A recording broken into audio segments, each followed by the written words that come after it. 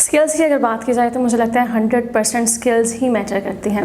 Knowledge आपका एक plus point है, ऑब्वियसली आपके पास नॉलेज होना चाहिए, लेकिन जो मेरा पर्सनल एक्सपीरियंस है अगर मैं वो शेयर करूँ, जब मैं इस फील्ड में आई तो मेरे पास कोई मीडिया की डिग्री नहीं थी। I am a business student, मैंने हमेशा बिज़नेस पढ़ा और मुझे मीडिया इंडस्ट्री का लिटरली अलिफ बे भी नहीं पता था कि मीडिया इंडस्ट्री है क्या, न्यूज़ किस तरह से करते हैं, आपने प्रोग्राम किस तरह से करने हैं, आपने न्यूज़ डिलीवर किस तरह से करनी है, मुझे कुछ नहीं पता था।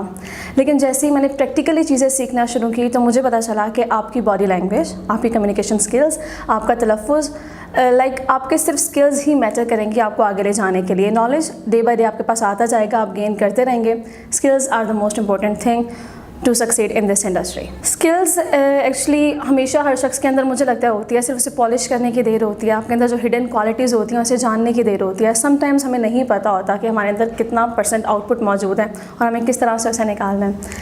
मैं हमेशा से स्कूल लाइफ से I was very extrovert personality, मुझे प्लीज़ करने का शौक़ था। I was very good in debates.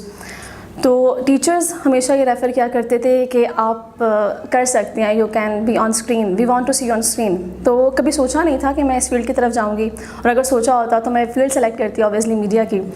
तो मुझे कभी ये रुझान नहीं था कि मैं इस तरफ आना चाहती हूँ। लेकिन जैसे जैसे टाइमली गुजरता गया वक्त, तो मुझे लगा कि मेरा पैशन कुछ और है शायद, और मैं पढ़ कुछ और रही हूँ।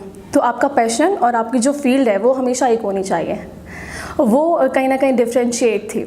तो जब मुझे लगा कि मेरा पैशन ये है, तो मुझे लगा कि चाहे स्टडीज़ कुछ भी हैं, मुझे अपने पैशन के साथ जाना चाहिए।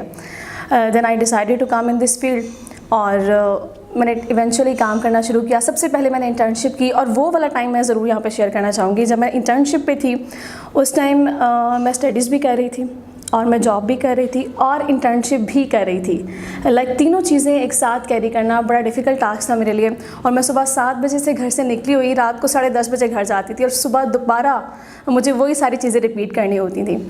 तो अपने पैशन के लिए अगर आप ये सोचें कि मुझे अपने पैशन को ही हासिल करना है, तो कुछ भी मुश्किल नहीं होता, आप सब कुछ मैनेज कर लेते हैं।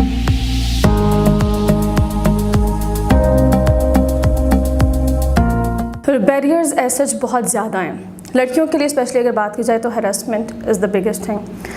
इस इंडस्ट्री में हमें हरासमेंट ज़्यादा दिखते हैं, लेकिन सिर्फ उन लोगों के लिए जो हरास होना चाहेंगे।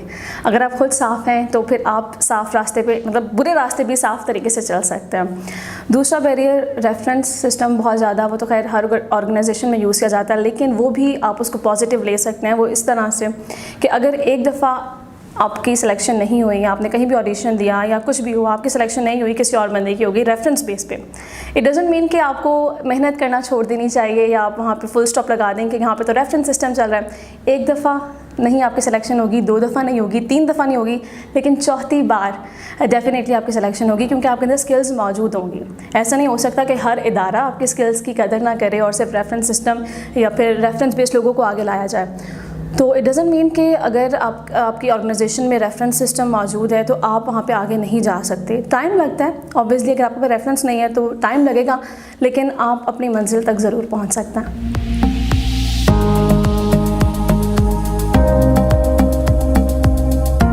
सबसे पहले जो स्ट्रेटजी मुझे लगती है वो ये कि अगर आप एक मंजिल सेलेक्ट कर चुके हैं ना, अपना गोल सेलेक्ट कर चुके हैं, आपको वहाँ तक पहुँचने के लिए आपके पास ये यकीन होना चाहिए कि मुझे यहाँ पे पहुँचना है। हर्डल्स बेशक चाहे बीच में कितने भी आएँ, लेकिन आपको ये पता होना चाहिए कि मुझे यहाँ पर पहुँच के रहना है। एक चींटी की मिसाल आप ले लें, वो अगर फॉर एग्जांपल कहीं मुश्किल जगह से गुजर रही होती है, सख्त मराहल से गुजर रही होती है, वो एक दफ़ा वहाँ से गिरती है, लेकिन दोबारा से वहीं जर्नी स्टार्ट कर देती है, फिर थोड़ा आगे जाके नीचे गिर जाती है, फिर लेकिन दोबारा से उसे ज़ीरो से स्टार्ट करना पड़ता है। यही इंसान के साथ है। अगर आप एक दफ़ा नाकाम हो रहे हैं तो उस नाकामी पे दिल नहीं हारना चाहिए। उसको जो आपका यकीन है कि आपने इस गोल को अचीव करना है, वो आपका 100% होना चाहिए। तो ऑब्वियसली फिर मोटिवेशन लेवल आपका डाउन नहीं होता और आप उस मंजिल तक पहुंच जाते हैं। तो ये यकीन आपको सबसे पहले रखना चाहिए। अभी मुझे सारी चीज़ रिकॉल हो रही हैं, क्योंकि मैं जब इंटर्नशिप पे थी, उसको मैंने आपको पहले जिक्र किया कि मैं ज़ीरो पे थी। मुझे लिटरली अलिफ बे भी नहीं पता थी मीडिया इंडस्ट्री की, और मुझे उर्दू में आई वॉज़ वेरी ज़ीरो। सबसे पहले तो मुश्किल टास्क मेरे लिए ये था कि मुझे अच्छी उर्दू किस तरह से बोलनी है, वो मैंने ज़ीरो से स्टार्ट किया। तलफ़्फ़ुज़ आपका सबसे अच्छा होना चाहिए, न्यूज़ एंकर की मैं बात कर रही हूँ, तो तलफ़्फ़ुज़ पे आपको बहुत काम करना चाहिए। देन सेकेंडली आपकी कम्युनिकेशन स्किल्स बहुत अच्छी होनी चाहिए। ऑन स्क्रीन जो आपके एक्सप्रेशंस हैं ना, वो अच्छे होने चाहिए। हर ख़बर का एक मिजाज होता है, आपको उस मिजाज के अकॉर्डिंग वो ख़बर पढ़नी चाहिए, वो फीलिंग्स ख़बर के अंदर डालनी चाहिए कि सुनने वाले को लगे कि ये वाकई जो शख्स हमें बता रहा है वो फ़ील करके बता रहा है। तो मोस्ट इम्पॉर्टेंट थिंग कि आपने ख़बर को फ़ील करके बताना है। तलफ़्फ़ुज़ आपका सबसे अच्छा होना चाहिए। तो ये सारी चीज़ें हैं जो न्यूज़ एंकर के लिए बुनियादी उसूल हैं एक तरह से। अच्छा, तलफ़्फ़ुज़ की जहाँ तक बात है, यू कैन रीड न्यूज़पेपर, आपको डेली बेसिस पर न्यूज़पेपर आप पढ़ें। अगर कोई लफ्ज़ आपको मुश्किल लग रहा है तो इंटरनेट आपके पास अवेलेबल है, उर्दू डिक्शनरी एक ऐप है, आप वो डाउनलोड करें, आप उसको सुनें कि वो तलफ़्फ़ुज़ किस तरह से प्रोनाउंस करना है। तो तलफ़्फ़ुज़ को अच्छा करने के लिए तो एप्लीकेशन से आप हेल्प ले सकते हैं, लेकिन जहाँ तक ख़बर की बात है कि इमोशंस किस तरह से पुट करने हैं, तो you have to be very टची।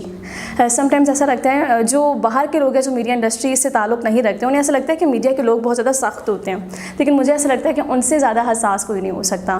क्योंकि अगर आपने अच्छी तरीके से एक न्यूज़ डिलीवर करनी है तो आपको उससे पहले फ़ील करना पड़ेगा। चाहे वो कोई सैड न्यूज़ है, कहीं धमाका हो गया, तो आपको फ़ील करना पड़ेगा। जब तक फ़ील खुद नहीं करेंगे वो फ़ील नहीं आएगी और लोगों तक आप वो सही मैसेज नहीं पहुंचा सकते। तो you have to go into the news and then you should deliver it.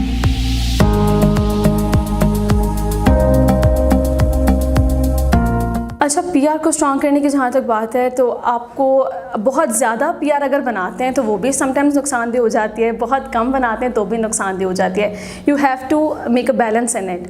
तो पीआर अच्छी करने के लिए ये है कि आपको जो भी आपके पास गेस्ट आ रहा है वो ऑब्वियसली आपके साथ कांटेक्ट में रहना चाहता है, वो चाह रहा होता है कि मुझे नेक्स्ट टाइम भी इस प्रोग्राम में बुलाया जाए।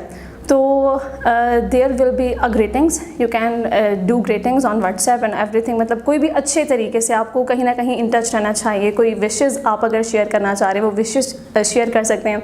कोई ग्रीटिंग्स वो आपको दे रहे हैं तो आप उन्हें रिस्पॉन्स अच्छे तरीके से करें।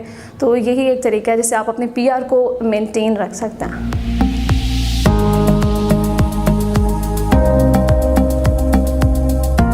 अच्छा, सबसे एक जो मुश्किल चीज़ होती है ना किसी भी शख्स के लिए, वो ये होता है कि वो अपनी गलतियाँ या जो जिस इंडस्ट्री में वो रहता है उसको, उसके जो नेगेटिव इम्पैक्ट्स होते हैं उसको नहीं मानता कहीं ना कहीं। जो सिनेरियो अभी यहाँ पर आया है, मीडिया पे टफ़ टाइम, मीडिया एक तरह से कंट्रोल नज़र आ रहा है हमें, तो उसकी बहुत ज़्यादा ज़रूरत थी। अभी मीडिया को मतलब काफ़ी ज़्यादा जगहों पर अभी कंट्रोल होने की ज़रूरत थी। अब जो भी नई गवर्नमेंट आई है उन्होंने ये स्टेप उठाया, लेकिन इवेंचुअली मुझे ऐसा लगता है कि ये चीज़ें बेहतरी की तरफ जा रही हैं। शॉर्ट टर्म मुझे लगता है कि कुछ नुकसानात हैं, कुछ लोगों के लिए नुकसानात हैं, लेकिन वो नुकसानात उन्हीं लोगों के लिए हैं जो अपने जो उनको इख्तियारात दिए गए थे उसका नाजायज़ इस्तेमाल कर रहे थे। लेकिन जो लोग सही तरीके से चीज़ों को लेकर चल रहे थे वो अभी भी इस इंडस्ट्री में मौजूद हैं और अच्छे तरीके से काम कर रहे हैं। तो इवेंचुअली चीज़ें बेहतर होंगी आने वाले 1-2 साल में। ये जो इतना टफ़ टाइम आया हुआ है, क्योंकि गवर्नमेंट को ऑब्वियसली ज़रूरत होती है मीडिया की, बल्कि हर इदारे को ज़रूरत होगी। तो इतने इख्तलाफात गवर्नमेंट और मीडिया के आपस में ज़्यादा देर नहीं चलेंगे, ये चीज़ें बेहतरी की तरफ जाएंगी।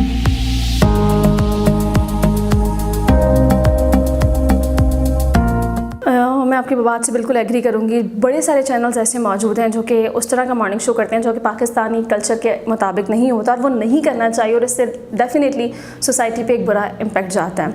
और इसी मॉर्निंग शो की, जिस मॉर्निंग शो की आप बात कर रहे हैं, मुझे मुतअद्दिद बार ऑफ़र्स आई, लेकिन मैंने नहीं किया। वो इसीलिए कि मैं चाहती थी कि मेरा मॉर्निंग शो इस तरह से हो कि कोई इन्फॉर्मेशन डिलीवर हो। और अभी भी जो मैं मॉर्निंग शो कर रही हूँ वो एक न्यूज़ी टॉक शो समथिंग है कि आपको एंड में कोई ना कोई एक मैसेज जाएगा, आपको उस शख्स की स्टोरी पता चलेगी, आप मोटिवेट होंगे और आपको पता चलेगा कि कौन कौन से हक़ाइक़ हैं जो पसे पर्दा हैं और हम नहीं जानते। तो मैं इस कल्चर के शदीद ख़िलाफ़ हूँ और मुझे ऐसा लगता है कि ये ज़रूर बैन होना चाहिए।